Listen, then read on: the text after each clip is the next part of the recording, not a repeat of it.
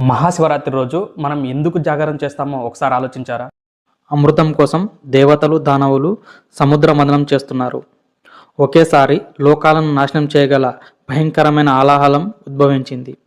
ఆ విషపు జాలాలు వ్యాపించడంతో దేవతలు రాక్షసులు ప్రాణభయంతో వణికిపోయారు. ఆ సమయంలో ఈ సమస్త లోకాన్ని కాపాడడానికి ముందుకొచ్చింది ఎవరో తెలుసా? సాక్షాత్తు ఆ పరమశివుడు. ఎటువంటి సందేహం లేకుండా ఆ విషాన్ని అరచేతుల్లో తీసుకొని మింగేశాడు.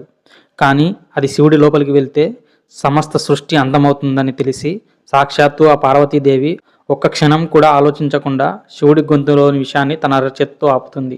అప్పుడు ఆ విషం శివుడి కంఠంలో ఆగిపోతుంది. ఆయన కంఠం నీలం రంగులోకి మారిపోతుంది. అలా జన్మించిన పేరే నీలకంఠుడు. విషపు మంటలు శివుడి దేహాన్ని దహించేస్తున్నాయి. శివుడు స్పృహ కోల్పోకుండా దేవతలందరూ ఆ రాత్రంతా నిద్రపోలేదు. భజనలు చేశారు, నామస్మరణ చేశారు, ప్రేమతో ఆయనను మేల్కొల్పారు. శివుడు లోకాన్ని రక్షించేందుకు చేసిన త్యాగానికి ప్రతీకగా ఈరోజు అందరూ జాగారం చేస్తారు. ఆ శివుడి త్యాగానికి ప్రతీకగా ఈ మహాశివరాత్రి రోజు ఎంతమంది భక్తితో జాగరణ చేస్తున్నారో కింద కామెంట్స్లో హర హర మహాదేవ్ అని టైప్ చేయండి. ఇట్లు మీ శివ, సైనింగ్ ఆఫ్. జై శ్రీకృష్ణ.